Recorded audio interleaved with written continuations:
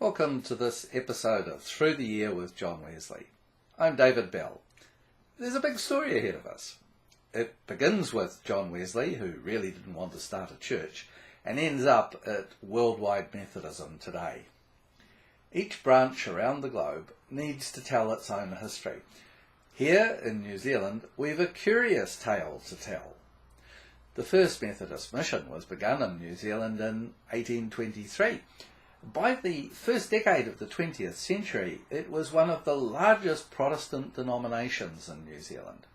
Today, after almost 200 years at work in this land, it seems insignificant as a religious force.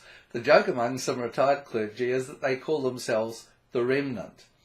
But I think the story is far more complex than a simple rise and fall, and the remnant may still be exerting a profound influence.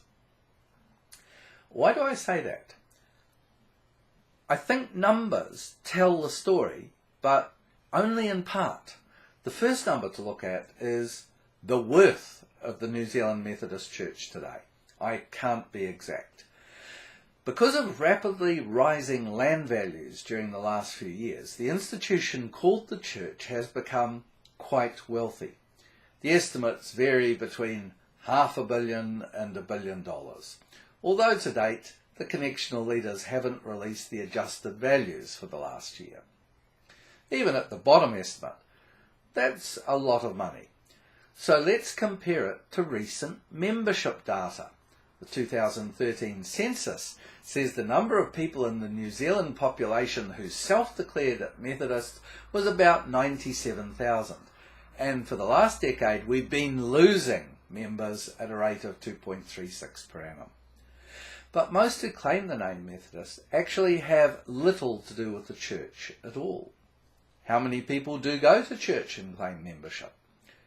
The World Methodist Council lists our total membership as about 15,000, while the Wesleyan Church has about 800 members. Something's going on here.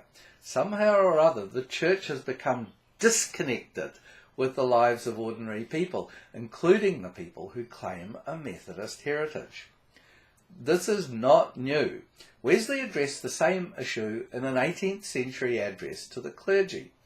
Here's what he said about how the clergy, and incidentally his lay helpers, should relate to the world. Quote, "There is yet another branch of knowledge highly necessary for a clergyman, and that is knowledge of the world. A knowledge of men, of their maxims, tempers, and manners, such as they occur in real life. Without this, he will be liable to receive much hurt and capable of doing little good, as he will not know either how to deal with men according to the vast variety of their characters, or to preserve himself from those who almost in every place lie in wait to deceive." Unquote. So part of the disconnect is generated by the clergy and the helpers themselves. That's an interesting analysis on Wesley's part. I think he means that clergy and helpers are not making friends with the world as explicitly suggested by Jesus in the parable of the dishonest steward, and that is indeed the case. Elsewhere in this series, we've looked at Wesley's sermon on that parable. But something's different about today's disconnect. First, Wesley assumed that most people who heard his message could easily change. Second, Wesley assumed that the distinctions that he drew about the nature of church and the nature of a movement within the church would apply after he was dead and gone. Both are crucial factors to consider in the rise and fall of New Zealand Methodism. First of all, the relative ease of conversion in Wesley's time. Most would understand what was being asked of them because of the context of the times. Church and the Christian faith were interwoven into the social fabric. Today, however, the church can't play a central role in New Zealand society. Our country is secular, and freedom from religion is as important as freedom of religion. Religious diversity is enshrined, and society is indifferent to the outcomes for the churches, which obviously is not like Wesley's context. The fastest growing group from our census data in our context is highly suggestive. It is those who do not want to state what their religion is or have no religion. And that is the aim and the product of the secular society. It creates a relentless pressure on the church that was not even on the horizon in Wesley's time. And alas, Methodism hasn't coped very well at all. In fact, it's failed to deliver in its most fundamental of tasks, maintaining a credible membership base. It hasn't met the emerging spiritual needs of a number of generations. 2 world wars and the Great Depression and the information and technological revolutions have marginalised the church. It hasn't had much useful to say about any of it.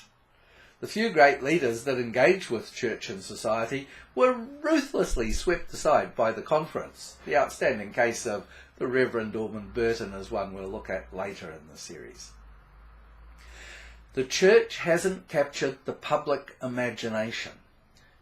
It could hardly be said to be a prophetic voice within the wider community. Which leads to the second factor feeding the disconnect. Wesley bequeathed a theological conundrum.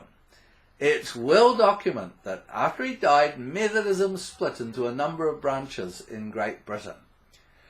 The rise of Methodism in New Zealand involved 2 of those branches particularly, called the Wesleyans and the Primitives, and both were caught up in the legacy of Wesley's original theological dilemma. What constitutes a church and what constitutes a movement within a church? Sometimes this is viewed as the difference between high church and low church in Methodism, or between liberal and evangelical. I want to suggest a more fundamental theological problem. It goes back to Wesley like this. He really and truly wanted Methodism to be a movement within the pull of the Anglican gravitas. The Anglican institution was like the sun. Methodism wasn't meant to be a comet spectacularly flaring up, but a planet in its own right. The solar system and its central institutional fire was the Anglican Church, and planet Methodism encircled it. He further complicated the theological picture by saying repeatedly how simple and true the old religion was. And what did he mean by the old religion?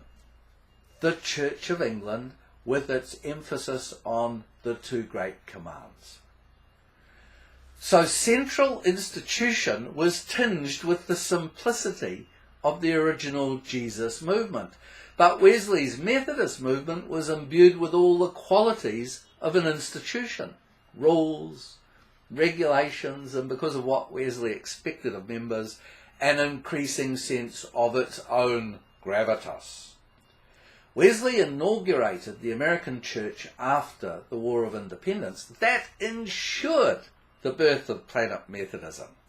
And after the institutional movement model, maybe it's better to call it the institutional movement muddle, after that was then exported around the planet.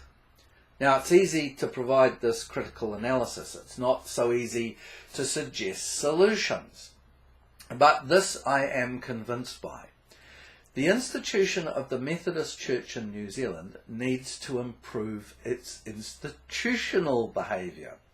It is not the movement. It needs to identify where the movement is. Where is it? The movement, which was Methodism, has largely ceased to exist within the institution. But it's still found, not only among the members and the remnant, it's also likely to be found among those who don't want to identify with a religion, but who claim a spiritual outlook on life. If I may quote a few lines from poet Gerard Manley Hopkins. I say more. The just man justices, keeps grace, that keeps all his goings graces, acts in God's eye what in God's eye he is, Christ. For Christ plays in 10,000 places, lovely in limbs and lovely in eyes not his, to the Father through the features of men's faces." Unquote. That's the mark of a Methodist. Acts in God's eye what in God's eye he is, Christ.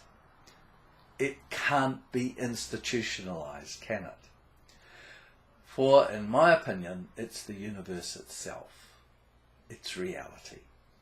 Join me next week as we explore further some of the theological conundrums bequeathed by John Wesley. Do subscribe to the channel, and thanks for watching.